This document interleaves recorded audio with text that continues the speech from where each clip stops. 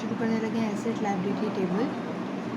ठीक है, यानी इसमें हम देखेंगे कि non bank public side, commercial bank side और सेंट्रल बैंक के एसेट और लायबिलिटीज़ क्या क्या होंगी। ठीक है, फिर हम उनके कुछ केसेस भी देख लेंगे साथ में कि वो फैक्ट किस तरीके से करती हैं। पहले नॉन बैंक पब्लिक सेक्टर की तरफ आते हैं जो कि आम इंसान होते हैं। ठीक है, नॉन बैंक पब्लिक में मैंने आपको पहले बताया कि हाउस होल्ड, बिजनेस सेक्टर और गवर्नमेंट आता है। तो नॉन बैंक पब्लिक में एसेट्स और लायबिलिटीज़।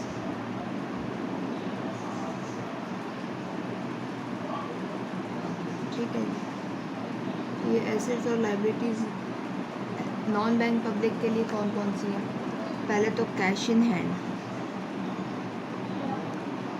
या कैश इन सर्कुलेशन भी कहा जाता है इसको।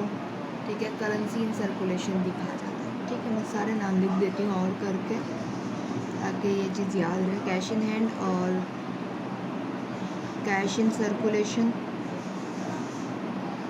ठीक है, या करेंसी इन सर्कुलेशन। ये बेसिकली वो पैसे होते हैं जो मनी के फॉर्म में हमारे अपने हाथों में होते हैं और हम लोग गवर्नमेंट शॉप्स पे जाके जो फिर ख़रीदो फरोख्त कर रहे होते हैं। ठीक है, क्या तो इसको डिनोट कैसे किया जाता है, सी। ठीक है, फिर ये तो पहला हो गया। दूसरे जो हम डिपॉजिट्स करवाते हैं कमर्शियल बैंक में, क्योंकि हमारे एसेट्स होते हैं, जाहिर सी बात हमारे पैसे हैं जो हमने वहाँ पे डिपॉजिट करवाए। फिर एक चीज़ होती है, कहते हैं जिसको गवर्नमेंट के टी बिल्स। ठीक है, टी बिल्स यानी कि ट्रेजरी बिल्स। ठीक है, तो ये ट्रेजरी बिल्स क्यों होते हैं और क्या होता है, इसका कुछ सिलसिला ये है कि मनी सप्लाई को बढ़ाना हो या कम करना हो तो OMOs होते हैं, ओपन मार्केट ऑपरेशन, जो कि सेंट्रल बैंक जो प्ले करती है। इसलिए मैं आज कोई छोटे से खाने से करके आपको समझाने की कोशिश करती हूँ कि OMOs क्या होते हैं। ठीक है, सेंट्रल बैंक ने अगर फॉर एग्जांपल मैं अज्यूम करूँ मनी सप्लाई मार्केट के अंदर बढ़ानी, ठीक है, यानी कि उसने अपने पास से पैसे जो है मार्केट को देने हैं। ठीक है, तो क्या करेगा कि टी बिल्स जो है वो ख़रीद लेगा।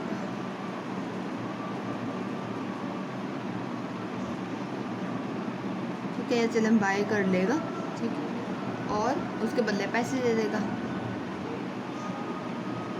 ठीक है, अगर ये कमर्शियल बैंक के साथ हुआ है तो कमर्शियल बैंक के पास जो पैसे आ जाएंगे वो ज़ाहिर सी बात है वो लैंड आउट करेगा, लोन्स देगा, क्योंकि कमर्शियल बैंक के पास अपनी इनकम अर्न करने के लिए एक इंटरेस्ट इनकम ही होती है। ठीक, तो कमर्शियल बैंक के पास जितने पैसे ज़्यादा हैं उसने क्या किया, लैंड आउट किया, यानी कि लोन्स दे दिए ज़्यादा से ज़्यादा। अब वो लोन्स जैसे ही लोगों के हाथ में गए, ज़ाहिर सी बात है लोगों ने किसी न किसी काम की वजह से लिए होंगे, घर बनाना, बिज़नेस में लगाना।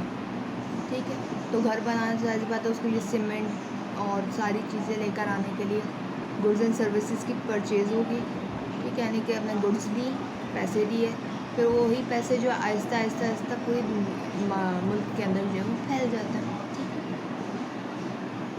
अच्छा, अब नॉन बैंक पब्लिक साइड की जो है, तो ये ट्रेजरी बिल्स जो है ये कमर्शियल बैंक के पास भी होते हैं और ये नॉन बैंक पब्लिक के पास भी होता है। ठीक है, सेंट्रल बैंक भी कुछ हद तक होल्ड करके रखता है। ठीक है, क्योंकि अगर इस चीज़ को उल्टा करना पड़ जाए, मनी सप्लाई कम करनी पड़ जाए, तो क्या करेगा कि वो टी बिल्स को सेल ऑफ कर देगा, पैसे जितने थे वो अपने पास कर लेगा, फिर लोन लैंडिंग जो है वो कम हो जाएगी, तो मार्केट के अंदर मनी सप्लाई कम हो जाएगी। सिंपल। नॉन बैंक पब्लिक का liability side, non bank public सिर्फ और सिर्फ लायबिलिटी से क्या होती है, उधार, लोन। ठीक है, तो लोन कहाँ से लेता है, सिर्फ और सिर्फ कमर्शियल बैंक से। नॉन बैंक पब्लिक की रसाई सेंट्रल बैंक तक नहीं होती, उसकी रसाई सिर्फ और सिर्फ कमर्शियल बैंक तक होती है। इस चीज़ को याद रखिए। ठीक है, अब हम चल रहे हैं आगे, यानी कि कमर्शियल बैंक की बात करते हैं। यानी अब हम एक कमर्शियल बैंक की मेंटालिटी से सोचेंगे कि वो किस चीज़ को किस तरीके से ट्रीट करता है। पहले बार उधारों की ज़रूरत उसको भी पड़ जाती है, तो वो उधार कहाँ से लेता है।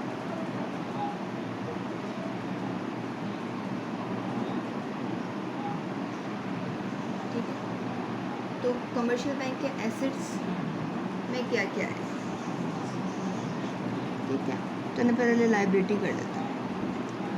जो नॉन बैंक पब्लिक का डिपॉजिट है उसको कमर्शियल बैंक अपना उधार समझता है, क्योंकि हम जो होते हैं कंज्यूमर्स जो होते हैं हम लोग क्या करते हैं कि पैसे हमने रखवा दिए, फिर थोड़ा टाइम बाद ज़रूरत के हिसाब से विड्रॉ करवा दिए, यानी अमाउंट तो हमारी है। अगर वो वाला बैंक इसको किसी और को लैंड आउट कर देता है तो उसको इस चीज़ को माइंड में रखना है कि ये जितने पैसे लोगों ने रखवाए हैं, ये रखवाए गए हैं, ये ले लिए जाएंगे, ठीक है। इस वजह से ये डिपॉजिट्स। फिर इसके अलावा कभी कभार पैसों की कमी आ जाती है, कमर्शियल बैंक को भी आ जाती है, तो वो कमर्शियल बैंक से भी लोन, यानी दूसरे कमर्शियल बैंक से लोन कर लेता है, मगर जो दूसरा कमर्शियल बैंक इंटरेस्ट रेट लेता है उससे सेंट्रल बैंक का इंटरेस्ट रेट कम होता है, यानी कि डिस्काउंट रेट जो होता है वो कम होता है। इस वजह से प्रेफरेबल तो कमर्शियल बैंक रहता है, ठीक है। अगर चलो किसी वजह से ज़रूरत पड़े तो शायद वो किसी और दूसरे सेंट्रल बैंक से या सॉरी कमर्शियल बैंक से ले सकता है, ठीक है। अब एसेट साइड पर आते हैं, रिजर्व्स, ठीक है। यानी बेसिकली जो हमारे डिपॉजिट्स हैं वो उसके रिज़र्व्स हैं, ठीक है। और ये रिज़र्व्स जो है ज़ाहिर सी बात है इसके अंदर ये लोन की अमाउंट भी रिज़र्व्स का हिस्सा होती है, ठीक है। कुछ ये कि कुछ ऐसे लोन जो अब तक नहीं दिए जा सके या जो अभी नए नए बिल्कुल जैसे ये OMOs की वजह से जो है मनी सप्लाई के बढ़ने की वजह से रिज़र्व्स भी बढ़ सकते हैं, ठीक है। अब इसके बाद दूसरा क्या है, ट्रेजरी बिल्स गवर्नमेंट के, इनकी डोनेशंस मैंने आपको नहीं बताई, शायद एक मिनट ऊपर आ जाते हैं, थोड़ा सा डोनेशंस की बात करना है, नोटेशंस की सॉरी। एल कमर्शियल बैंक, या आप एल भी लिखेंगे तो अंदाज़ा हो जाएगा, ठीक है।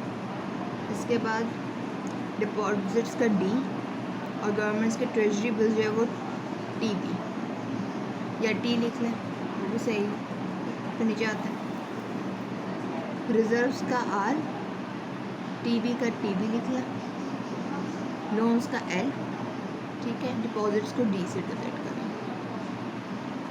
ठीक है। अब लास्ट एक सेक्टर हमारा रह गया सेंट्रल बैंक, एसेट्स और या क्या लाइबिलिटीज, ठीक है। तो सेंट्रल बैंक का सबसे बड़ा एसेट जो है कमर्शियल बैंक को दिया हुआ लोन होता है, ठीक है। ये loan to commercial bank, denote ये एल से होगा, लोन है तो ठीक है। क्यों? क्योंकि ज़ाहिर सी बात है जो कमर्शियल बैंक ने लोन आज लिया है उसको सूद के साथ वो वापस करेगा, तो ये वापस आ जाएगा, बस तो ऐसा ही हुआ, ठीक। अब सेंट्रल बैंक की लाइबिलिटी जो है ये थोड़ी याद करने वाली चीज़ है, इसकी वजूहत नहीं समझ में आती, ठीक है। यानी कि करेंसी इन हैंड जो हमने किया था, जो नॉन बैंक पब्लिक का एसेट था, न्यू या करेंसी इन हैंड या न्यूली इशूड करेंसी, ठीक है, जिसको हमने C से डोनेट किया हुआ था, ये लाइबिलिटी है, ठीक।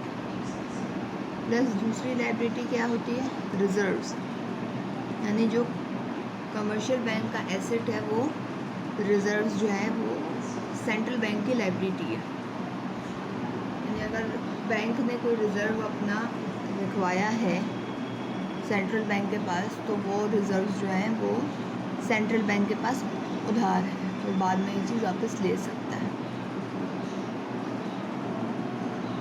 ठीक है। तो ये C प्लस R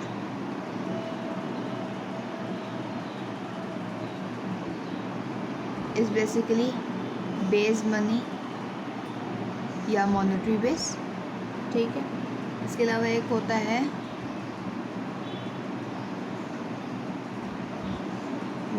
M, यानी कि मॉनेटरी एग्रीगेट, जो कि होता है C plus D, C currency in hand plus D deposits. अब रिजर्व्स जो होते हैं ना हमारे, वो भी 2 हिस्सों में डिवाइड होता है। ठीक है, कमर्शियल बैंक में अगर मैं रिजर्व्स को एक्सप्लेन कर दूँ आपको, तो ये required reserves plus excess reserves. तो अभी रिक्वायर्ड रिजर्व्स क्या चीज़ है?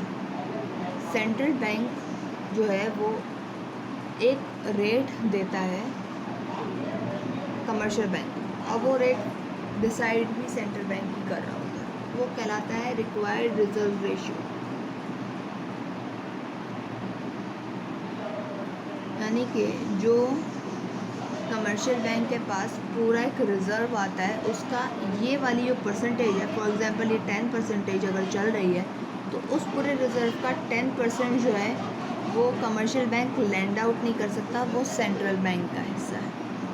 ये वही रिज़र्व्स की बात कर रही हूँ मैं, जो यहाँ पे ये लेकर चल रहा है, ले रखेगा। तो ये रिक्वायर्ड रिज़र्व्स जो हैं, ये वो रिज़र्व्स का एरिया है जो कि कमर्शियल बैंक लैंड आउट नहीं कर सकता। ये सेंट्रल बैंक की प्रॉपर्टी हो जाती है। इसके अलावा जब ये आर में से माइनस करेंगे रिक्वायर्ड रिजर्व्स, तो ये आ जाता है, इसको मैं यहाँ लिख देती हूँ बेशक,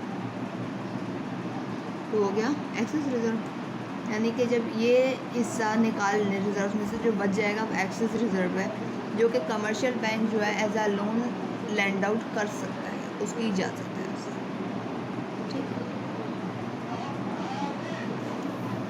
तो इसके अब 1-2 केसेस मैं आपको करवा देती हूँ ताकि वो आप लोगों को क्लियर रहेंगे। फिर सिर्फ और सिर्फ आपको ये चीज़ याद रखनी है, आगे आप लोग आगे पीछे खुद कर लेंगे, इतना यकीन है मुझे। तो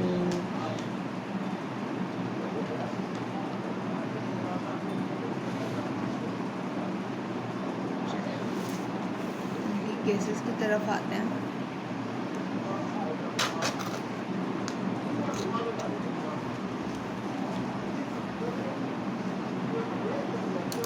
ठीक है, तो अगर केस 1 लिख रही हूँ, फॉर एग्जांपल केस चल रहा है ओपन मार्केट ऑपरेशंस चल रहा है। ठीक है, OMOs चल रहा है, यानी कि परचेज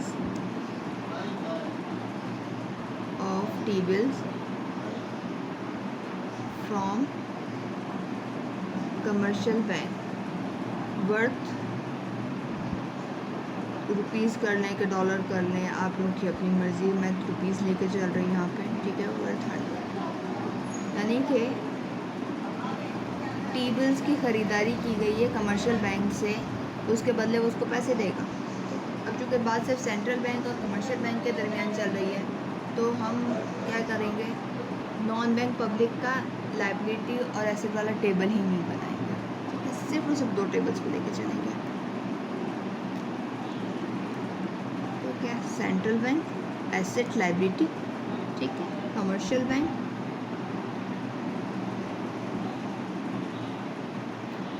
एसेट लायबिलिटी। ये अभी जो मैंने आप लोगों को एसेट लायबिलिटी वाला दिया है, इसको मैं सामने रख रही हूँ। ठीक है,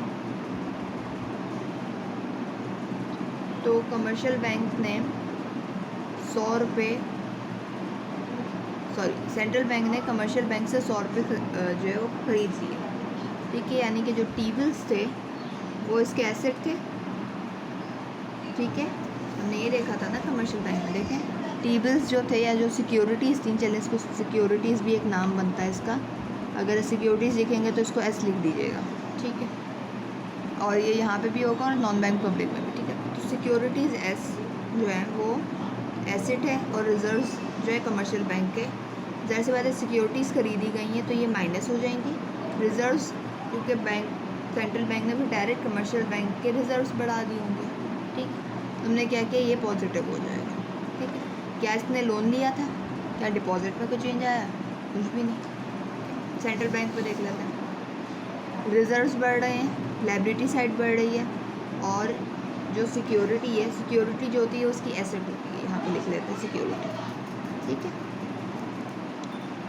सिक्योरिटी एसेट है, सिक्योरिटी फिर कम हो जाएगी, बल्कि सिक्योरिटी बढ़ जाएगी, क्योंकि यहाँ से जो कम हुई है यहाँ पे तो आई है।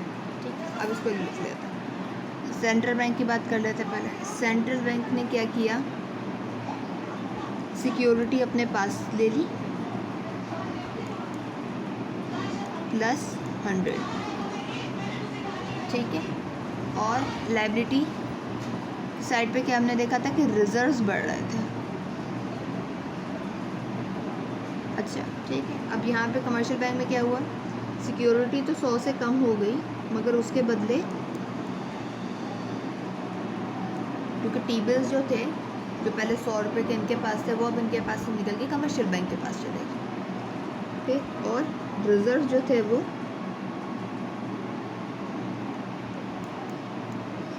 100 से बढ़ गए। ठीक है। तो उम्मीद करें थोड़ा बहुत आइडिया क्लियर हो गया होगा। ठीक है। एक एग्जांपल और कर लेते हैं। अगर यही परचेज़ जो है 100 रुपये वाली, ये नॉन बैंक पब्लिक से हो तो OMO purchase of T bills from non bank public. अब ज़ाहिर सी बात है, नॉन बैंक पब्लिक से डायरेक्ट तो कमर्शियल बैंक डीलिंग नहीं करेगा। ठीक है। तो वो क्या होगा, दरम्यान में कमर्शियल बैंक भी डलेगा, सेंट्रल बैंक भी आएगा और नॉन बैंक पब्लिक भी आएगा।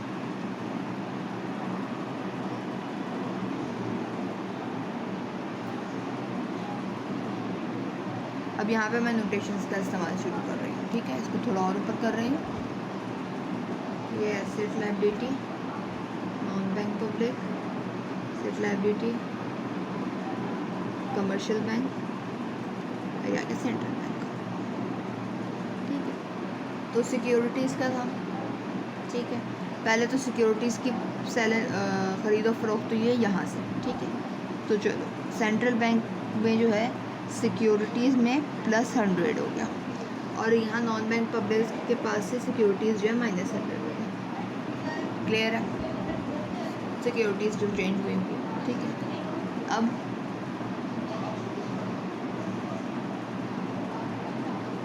जितने भी पैसे मिल रहे थे सेंट्रल बैंक से, वो सारे के सारे नॉन बैंक पब्लिक ने जो है अपने पास जो है as a cash in hand कर लिए। ठीक है। तो कैश इन हैंड या C जो था वो लायबिलिटी है जो कि मार्केट में बढ़ गई, साथ में ये कैश जो है +100 नॉन बैंक पब्लिक का आ गया। ठीक है। अब यहाँ क्या था कि डिपॉजिट्स, यानी कि कैश इन हैंड तो उसका भी एसेट है ना, तो -100। ठीक है। और डिपॉजिट्स जो थे, ठीक है, सेंट्रल बैंक के जो डिपॉजिट्स थे वो यहाँ से +100 हो गए, क्योंकि इसके जो डिपॉजिट्स थे यहाँ पे देके फिर उसने कैश जो है उनको फॉरवर्ड कर दिया। ठीक है। नॉन बैंक पब्लिक का जो डिपॉजिट होता है वो लायबिलिटी होता है, मगर जो सेंट्रल बैंक का डिपॉजिट होता है उसको कमर्शियल बैंक एसेट ट्रीट करता है। ठीक है।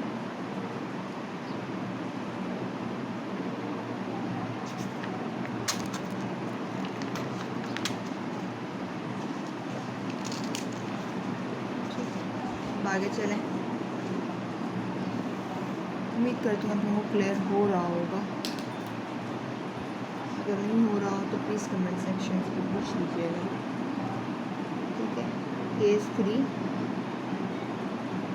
NBP ऑल इन करेंसी या नो डिपॉजिट, यानी कि जितने करेंसी जितने डिपॉजिट्स थे वो ख़त्म हुआ। ठीक है। तो क्या होगा, asset liability, non bank public sector, commercial bank,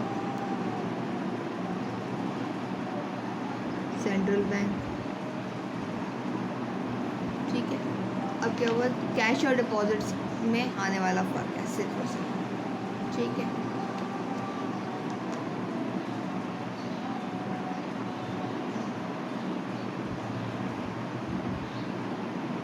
तो क्या होगा कि जितने डिपॉजिट्स थे उतने उसने नॉन बैंक पब्लिक सेक्टर ने अपने कैश में कर लिया, यानी कि डिपॉजिट्स भी एसेट था -100 और कैश इन हैंड जो है वो +100 हो जाएगा।